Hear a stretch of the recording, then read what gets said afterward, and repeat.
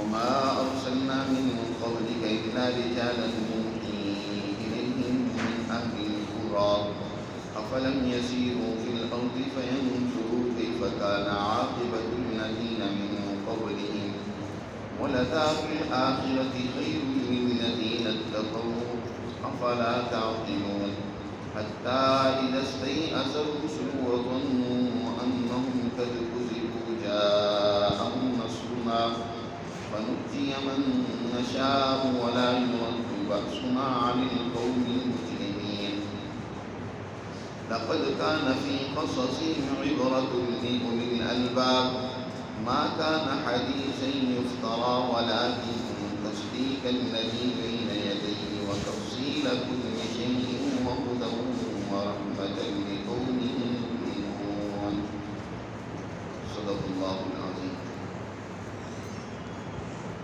یہ سورہ یوسف کی آخری آیات ہے.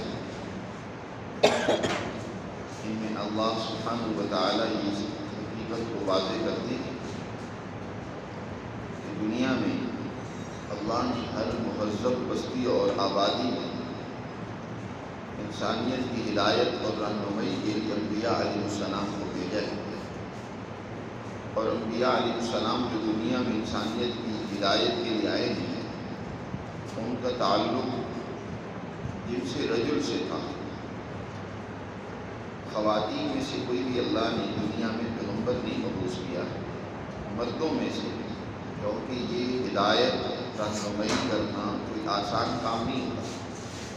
اس کے لیے رجولیت، مردانگی اور بہادری اور دلیری کی ضرورت ہوتی ہے، کیونکہ بڑے مشکل اور کٹھن حالات کا سامنا کرنا پڑتا ہے. انبیاء علیہ السلام جو دنیا میں آتے ہیں ان کی قومیں یہ نہیں ہوتا کہ بڑی خوشی کے ساتھ ان کی بات کو قبول کرتے ہیں، بلکہ ان سے بھرپور مزاحمت کرتے ہیں، ان سے مقابلہ کرتے ہیں، طرح طرح کی تکلیفوں اور اذیتوں میں انہیں مبتلا کرتے ہیں. اس کے لیے ایک طاقت و قوت اور مردانگی کی ضرورت ہوتی ہے، اور اس کا اللہ نے ظاہر ہے مرد اور عورت دونوں انسان کی برابر کے جنسیں ہیں، نوعیں ہیں، لیکن ان میں سے جو مسائل اور مشکلات کو برداشت کرنے کی صلاحیت اللہ نے مرد میں رکھی ہے وہ عورت میں نہیں ہے. عورت کی اپنی جگہ پر دوسری خصوصیات ضرور ہے، لیکن مسائل میں برداشت کرنے کی صلاحیت مرد میں زیادہ ہے. اس لیے مرد کی مردانگی کو للکارا جاتا ہے. رجل کی رجولیت، مردانگی جس کو کہا جاتا ہے، وہ مردوں میں ہوتی ہے. اس لیے اہم مشکل کام وہ مردوں کے ذمہ لگائے گئے ہیں. یہاں بھی اللہ سبحانہ و تعالیٰ یہ بات ارشاد فرماتے سورہ یوسف کے واقعے کے پس منظر میں کہ کس طرح سے یوسف علیہ السلام نے مشکلات کا سامنا کیا، کن کن حالات سے انہیں گزرنا پڑا. اس سے بھی آپ کو یہ عبرت اور سبق ملنا چاہیے. اور یہ بات بھی کہ وما ارسلنا من قبلک، کہ ہم نے آپ سے پہلے نہیں بھیجے رسول الا رجالا، مگر وہ مرد تھے، نوحی الیہم، ہم ان کی طرف وحی کیا کرتے تھے، من اہل القرى، قرى قریہ کی جمع ہے. قریہ اس آبادی کو کہتے ہیں جہاں تہذیب ہو، تمدن ہو، وہاں کوئی قانون ہو، لوگ ایک دنیا کے مسائل اور حقائق کو جانتے ہوں، ایک نظم و ضبط ہو. ایک وہ زندگی ہوتی ہے جو بالکل دیہاتی سی زندگی ہوتی ہے، صحرائی زندگی ہوتی ہے.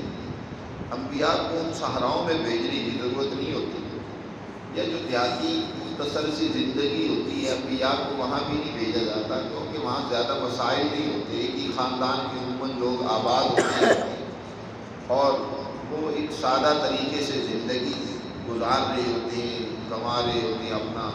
ایک نہ تو زیادہ کوئی بازار، نہ خرید و فروخت، نہ کوئی زیادہ جھگڑے، نہ کوئی اس طرح کی مسائل ہوتی ہے. انبیاء تو آتے ہیں ایسی سوسائٹیوں میں جہاں مسائل ہوتے ہیں، ان کو حل کرنا ہوتا ہے، ان کو سلجھانا ہوتا ہے. اس لیے قرآن نے کہا کہ ہم نے ان رجال کو بھیجا ہے، ان کی طرف وحی بھیجی ہے، اور ان کا تعلق کن سے لا رہا ہے؟ من اہل القرى، بڑی مہذب آبادیوں میں سے۔ افلم یسیروا فی الارض، ان آبادیوں کے لوگوں نے انبیاء کی تعلیمات کو جھٹلایا، پھر نتیجہ دیکھو کیا ہوا۔ جب مسلسل انہوں نے انبیاء کی تعلیمات کو جھٹلایا، انکار کیا، مخالفت کی، تو نتیجہ یہ نکلا کہ ایسی قومیں نشانی عبرت بن گئی۔ افلم یسیروا فی الارض، کیا یہ لوگ زمین میں چلتے پھرتے نہیں ہیں؟ دیکھیں انجام کیا ہوا ہے۔ کیف کان عاقبۃ الذین من قبلہم، کیا ہوا انجام ان لوگوں کا جو ان سے پہلے گزری۔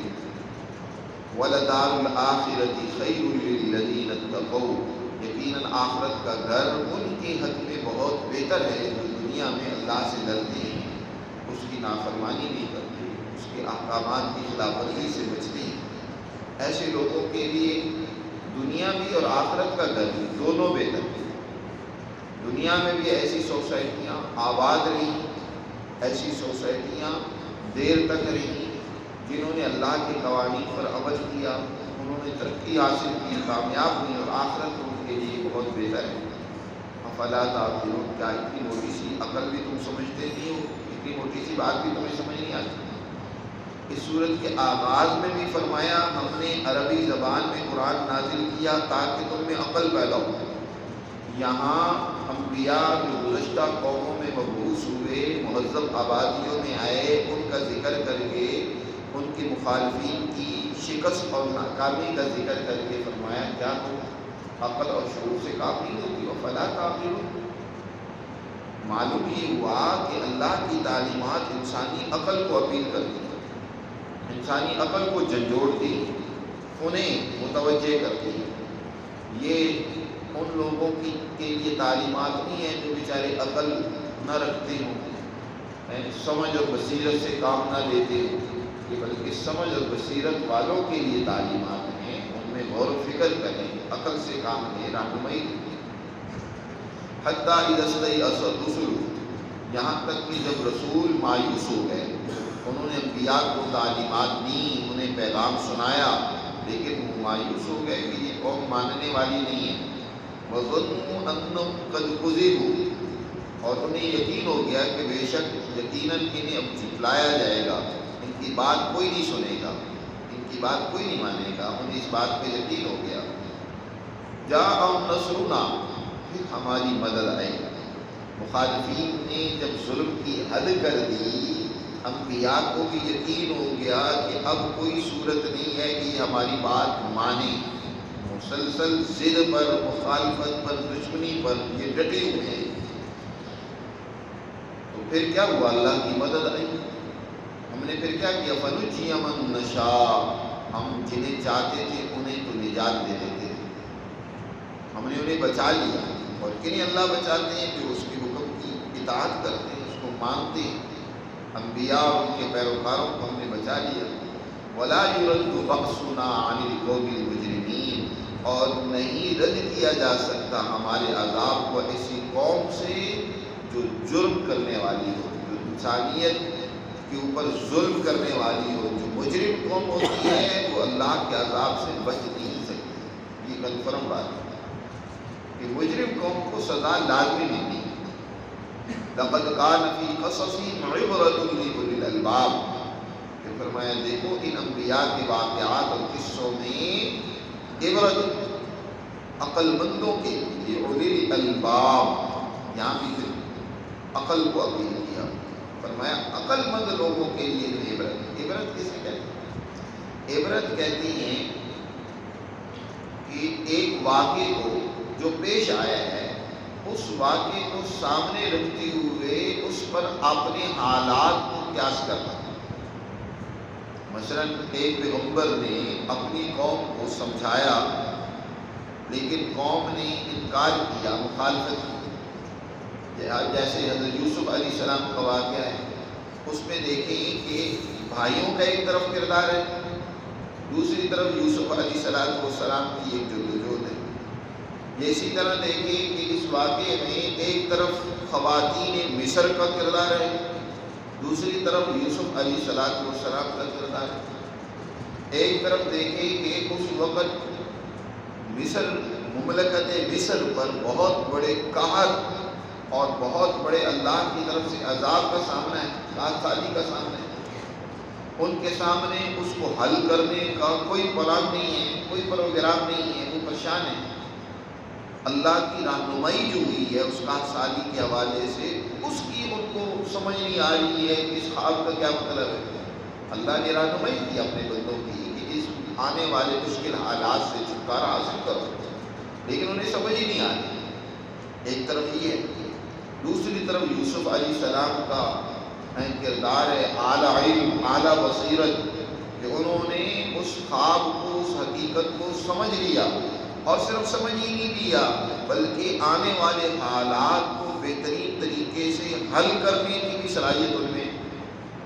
اس 7 سالی پر کیسے انہوں نے قابو پایا، اور نہ صرف مصر بلکہ ارد گرد کتنے ممالک کے نام، شام اور افریقہ کے کتنے اور بے شمار ممالک ہیں جو حضرت یوسف علیہ السلام کی اس بہترین حکمت عملی سے مستفید ہوتے، ان کی 7 سالی دور ہوتی ہے۔ تو یہ دیکھو، اس سارے واقعے کو اپنے سامنے رکھو اور اپنے حالات اس پر قیاس کرو کہ اگر تمہاری سوسائٹی بھی اس طرح کی ہو کہ جہاں عورتیں وہ بے حیا ہو جائیں، انہیں سوائے جنسی خواہشات کے اور کچھ نظر نہ آئے، جہاں یہ ہے کہ بدحالی، غربت، معاشی تندرستی موجود ہو، تو اس سے کیسے چھٹکارا پانا ہے؟ جہاں اپنی خاندان کے لوگ دشمن بن جائیں، وہ تمہیں آگے نہ بڑھنے دیں، اس وقت تم نے کیا کردار ادا؟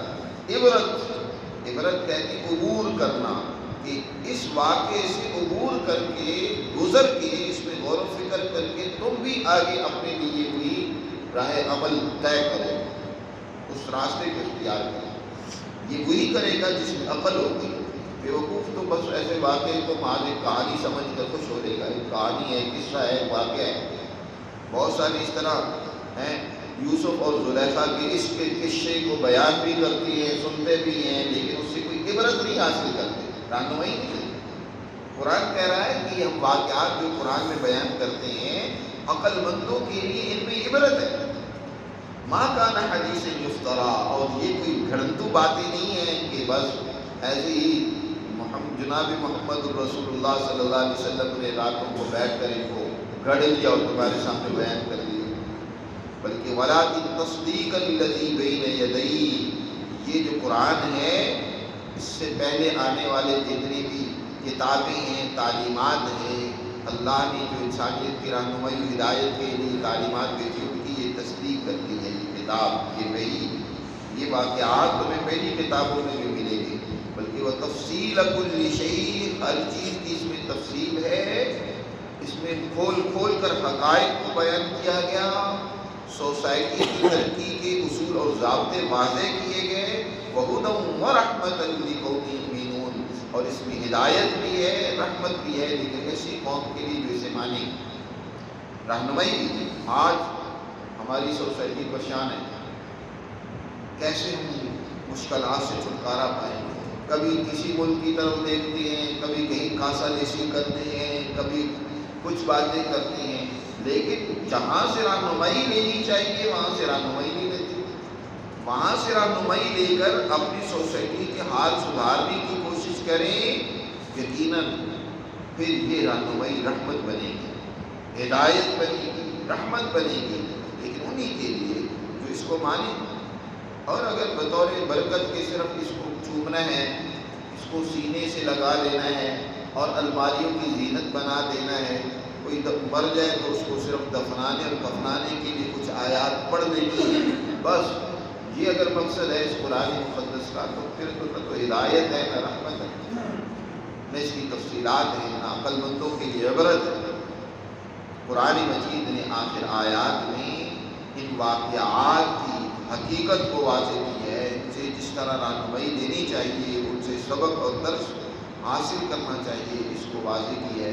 اللہ ہمیں سمجھ نصیب فرمائے اور اپنے احکامات پر عمل کی